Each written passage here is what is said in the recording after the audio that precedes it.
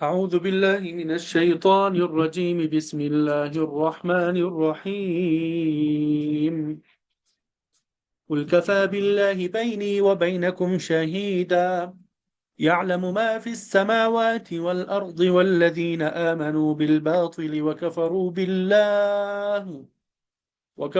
والذين آمنوا بالباطل وكفروا بالله أولئك هم الخاسرون ويستعجلونك بالعذاب ولولا أجل مسمى لجاءهم العذاب وليأتينهم بغتة وهم لا يشعرون يستعجلونك بالعذاب وإن جهنم لمحيطة بالكافرين يوم يغشاهم العذاب من فوقهم ومن تحت أرجلهم ويقول ذوقوا ما كنتم تعملون يا عبادي الذين آمنوا إن أرضي واسعة فإياي فاعبدون كل نفس ذائقة الموت ثم إلينا ترجعون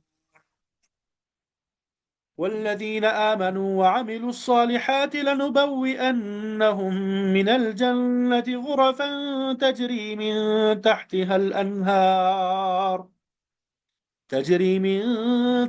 الأنهار خالدين فيها نعم أجر العاملين الذين صبروا وعلى ربهم يتوكلون صدق الله العظيم. الحمدللہ ابھی آپ کے سامنے سورہ عنکبوت آیت نمبر 52 سے آیت نمبر 59 تک تلاوت کی سعادت حاصل ہوئی.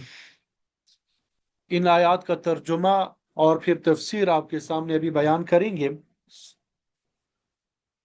قل آپ کہہ دیجئے کفا کہ کافی ہے باللہ اللہ تعالی بینی میرے درمیان و بینکم اور تمہارے درمیان شہیدہ بطور گواہ کے. یعلم وہ جانتا ہے ما فی السماوات والارض جو کچھ آسمانوں میں ہے اور جو کچھ زمین میں ہے. والذین آمنوا اور وہ لوگ جو ایمان لائے بالباطل باطل پر وکفروا باللہ اور جنہوں نے کفر کیا انکار کیا اللہ کا اولئک هم الخاسرون یہی سب لوگ خسارہ پانے والے ہیں. ویستعجلونک اور وہ سب جلد مانگ رہے ہیں آپ سے بالعذاب عذاب کو. ولولا اور اگر نہ ہوتا اجل مسمى اجل وقت مسمى متعین یعنی اگر عذاب کا وقت مقرر نہ ہوتا لجاءہم العذاب تو ان پر ضرور عذاب آ جاتا. وَلَيَأْتِيَنَّهُمْ اور بلا شبہ یقیناً وہ آئے گا ان پر بغتتاً اچانک یعنی وہ عذاب ان پر اچانک آئے گا. وَهُمْ لَا يَشْعُرُونَ اس حال میں کہ وہ سب بے شعور ہوں گے شعور نہیں رکھتے ہوں گے خبر نہیں ہوگی ان کو. یستعجلونک بالعذاب وہ سب جلدی مانگتے ہیں آپ سے عذاب کو. وَإِنَّ جَهَنَّمَ اور بلا شبہ جہنم لَمُحِيطَةٌ یقیناً گھیرنے والی ہے بالکافرین کافروں کو اور بلا شبہ یقیناً جہنم گھیرنے والی ہے کافروں کو. یوم یغشاہم العذاب جس دن ڈانپ لے گا انہیں عذاب من فوقہم ان کے اوپر سے ومن تحت ارجلہم اور ان کے پاؤں کی نیچے سے.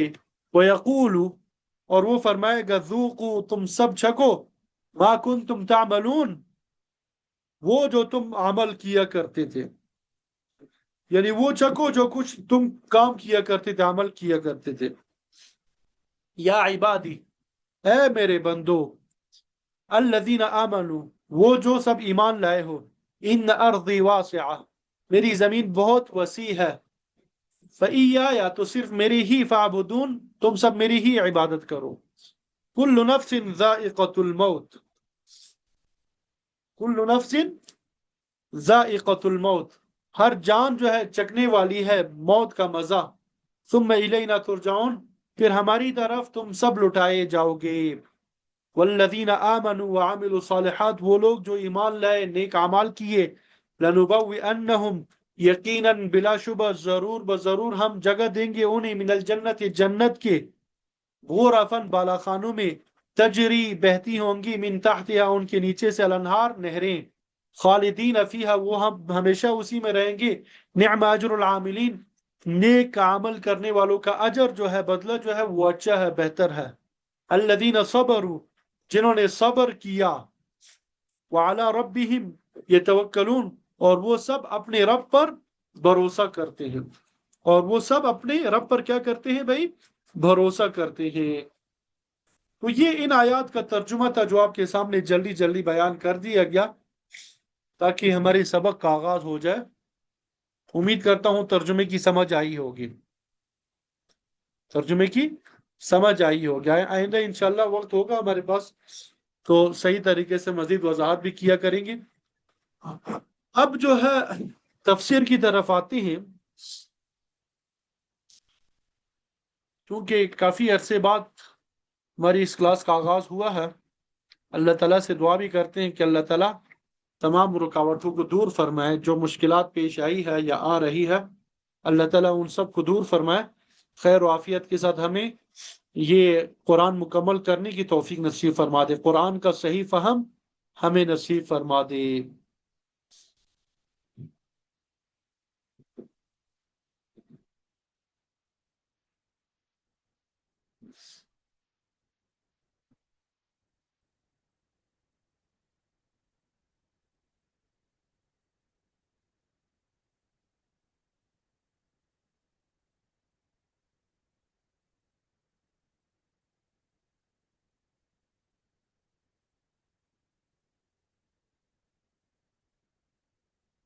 जी, तो इससे पहले आयत में अल्लाह ताला ने अहली किताब और मुशरिकीन का शिकवा बयान किया था, जो ईमान लाने की बजाय तरह तरह की निशानियां जो है वो तलब करते थे।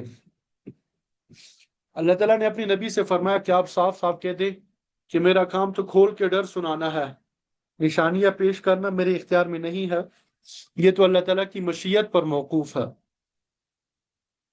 वो जब चाहे कोई निशानी जाहिर कर देता है।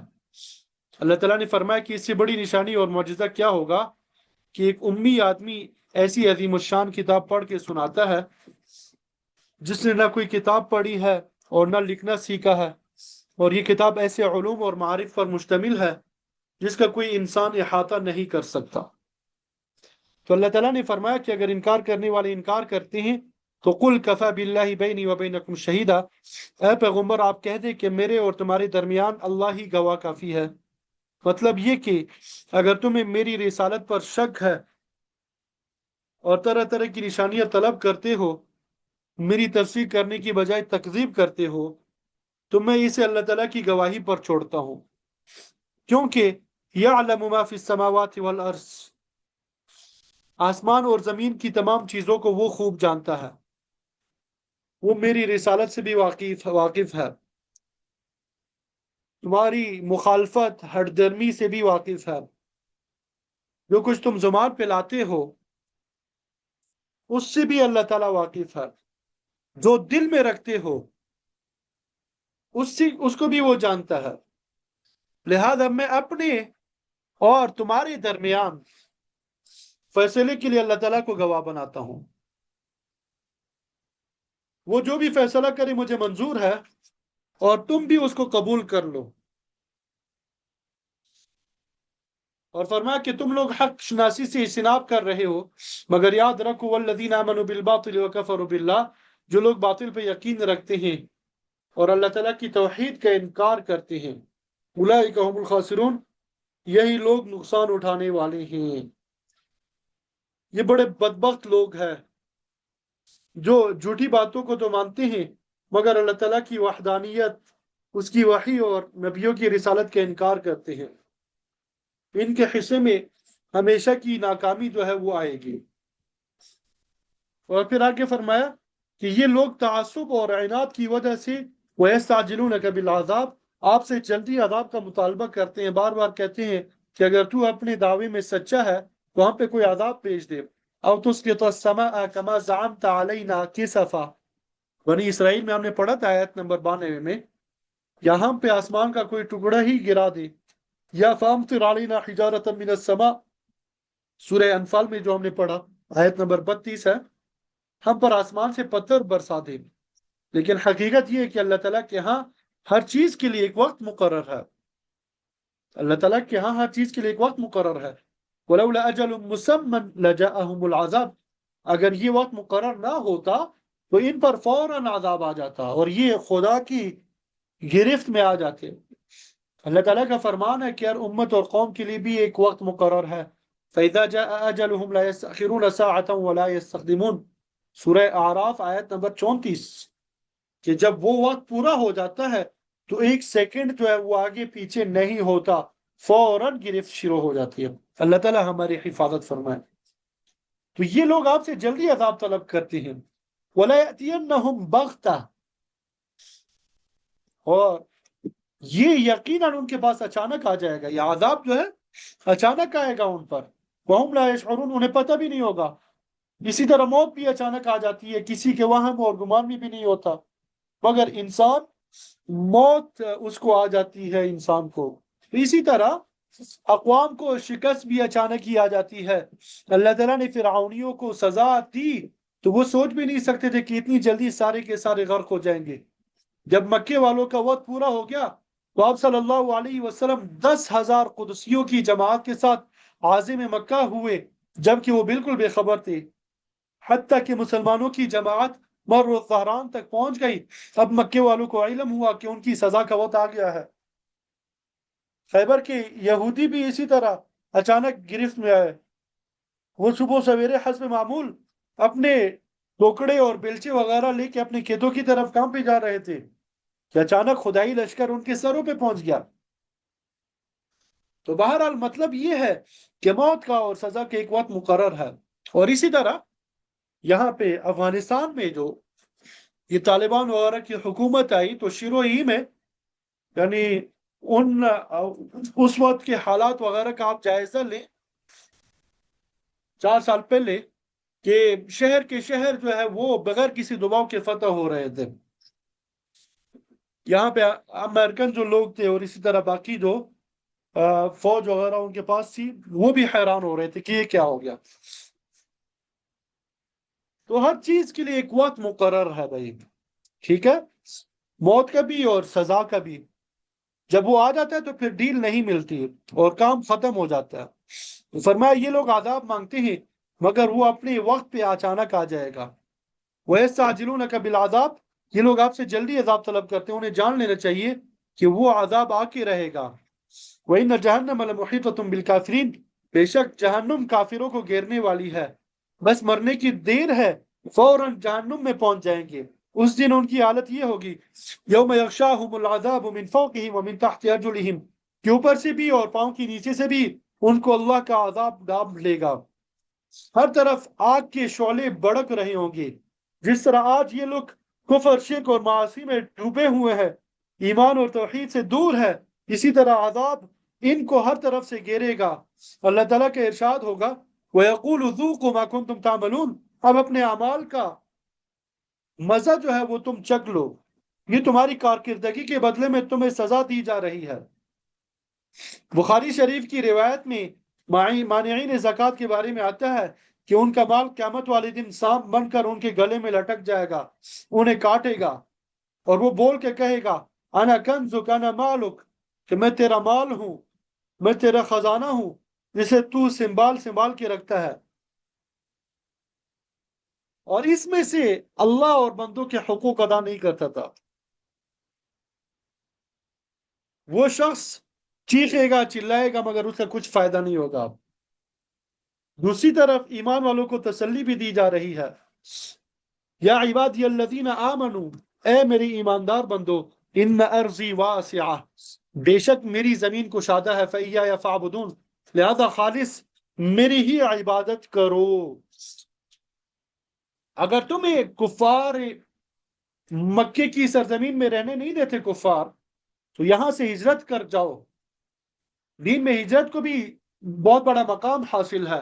ساری زمین اللہ کی ہے، اگر کسی علاقے کے لوگ اللہ کی عبادت میں رکاوٹ بنتے ہیں تو اس سرزمین کو چھوڑ کر دوسری جگہ چلے جاؤ جہاں تم آزادی کے ساتھ اپنے پروردگار کے سامنے سجود ہو سکو۔ دین اور آخرت کی خاطر وطن کو چھوڑنا یہ ضروری ہو جاتا ہے۔ حقیقت یہ ہے کہ ترک وطن یہ بڑا مشکل مرحلہ ہے۔ لوگوں کو اپنے وطن کے ساتھ مانوسیت ہو جاتی ہے، ان کی زمین، مکان، دکان، کاروبار، ہر چیز سے پیار ہوتا ہے۔ انسان کی رشتہ داری، برادری ہوتی ہے، یار دوست ہوتے ہیں، آب و ہوا موافق ہوتی ہے۔ ان تمام چیزوں کو خیر آباد کہہ کے دوسری جگہ چلے جانا بڑا مشکل ہوتا ہے، بڑا کٹن مرحلہ ہوتا ہے، جہاں یہ چیزیں فوری طور پہ میسر نہیں ہوتی۔ اللہ تعالیٰ عافیت کا معاملہ فرمائے۔ تو مکے کے مسلمان جب ہجرت کر کے مدینہ طیبہ پہنچے، وہ ان کو بھی مدینہ کی آب و ہوا موافق نہ آئی، وہ بیمار ہونے لگے۔ آپ صلی اللہ علیہ وسلم نے دعا فرمائی کہ مولا کریم جس طرح ان کو مکہ محبوب اور موافق تھا اسی طرح مدینہ کو بھی بنا دے۔ تو اللہ تعالیٰ نے اس آیت کے ذریعے ہجرت کی طرف بھی اشارہ کر دیا۔ جب کافر لوگ مسلمانوں پہ زندگی تنگ کر دیں، ان کا غلبہ اتنا شدید ہو کہ مسلمان شاعر اسلام بھی ادا نہ کر سکے، نہ اذان دے سکے، نہ جماعت کے ساتھ نماز ادا کر سکے، تو ایسی حالت میں ہجرت فرض عین ہو جاتی ہے۔ مکے میں یہی حالات پیش آ رہے تھے جب اللہ نے آپ کو اور آپ کے صحابہ کو ہجرت کا حکم دیا۔ حضرت شاہ ولی اللہ محدث دہلوی رحمۃ اللہ علیہ لکھتے ہیں کہ ہجرت دو وجہ سے فرض ہوتی ہے۔ ایک وجہ یہ ہے کہ کوئی اہل ایمان اپنے دین اور ایمان کی حفاظت نہ کر سکے تو اس کا فرض ہے کہ وہ ایسی جگہ سے چلا جائے۔ آپ صلی اللہ علیہ وسلم اور آپ کے صحابہ نے اسی کی وجہ کی بنا پر مکے سے مدینے کی طرف ہجرت کی تھی۔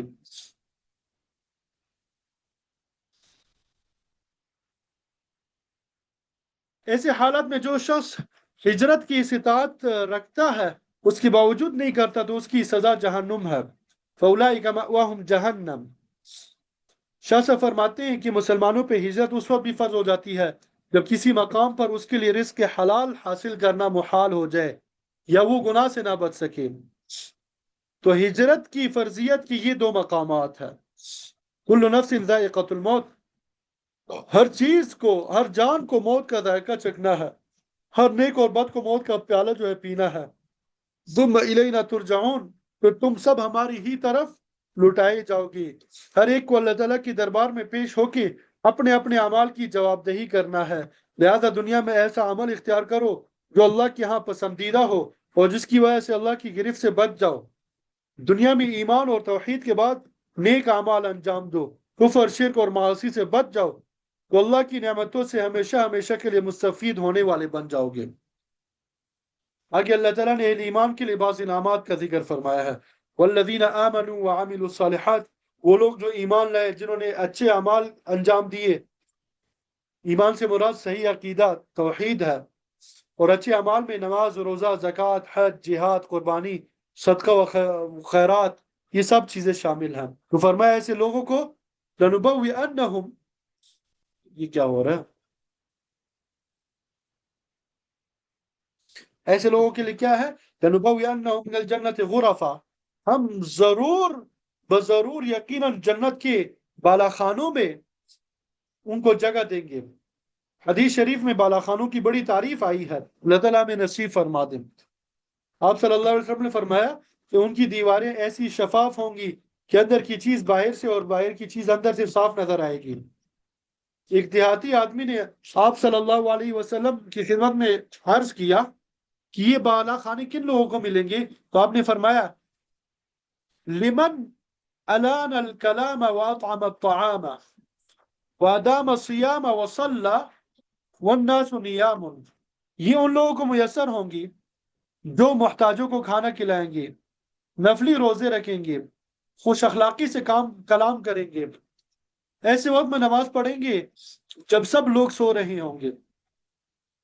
تو فرمایا یہ ایسے بالا خانے ہوں گے تجری من تحتها الانہار، جن کے سامنے نہریں بہتی ہوں گی، خالدین فیہا، خالدین فیہا، وہ ہمیشہ اس میں رہیں گے، خالدین فیہا وہ ہمیشہ اس میں رہیں گے،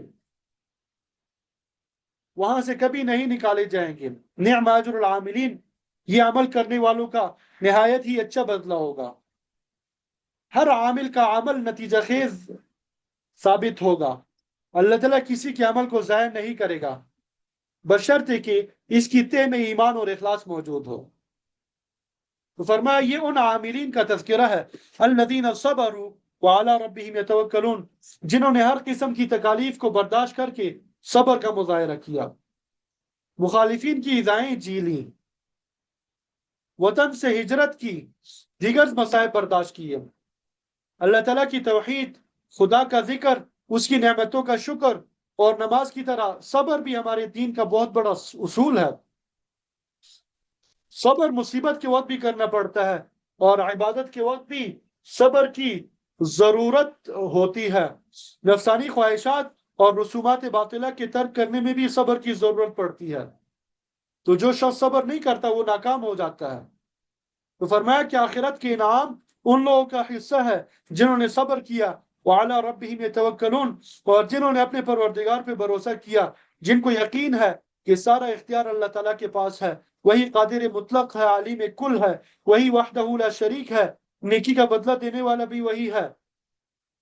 جو لوگ دنیا کی زندگی میں اپنی کوشش کو جاری رکھتے ہوئے اللہ تعالیٰ کی ذات پہ اعتماد کرتے رہے، ان کو جنت میں یقیناً اعلیٰ درجات حاصل ہوں گے۔ اللہ تعالیٰ ہمیں ان صفات سے متصف فرمائے اور بغیر حساب کتاب کے ہمیں جنت نصیب فرما دے۔ وآخر دعوانا ان الحمد للہ رب العالمین۔ کل انشاءاللہ پھر آگے باقی جو اسباق ہوں گے آگے پڑھیں گے، تو آپ میں سے جو نئی طالبات ہیں وہ بھی اپنا نمبر وغیرہ بھیج دیں تاکہ گروپ میں ان کو بھی شامل کر دیں، ٹھیک ہے؟ کل سے انشاءاللہ 6 بجے ہی سبق شروع ہو جائے گا، ٹھیک ہے؟ تو آپ وقت پہ آ جائیے گا۔ جزاکم اللہ خیرہ۔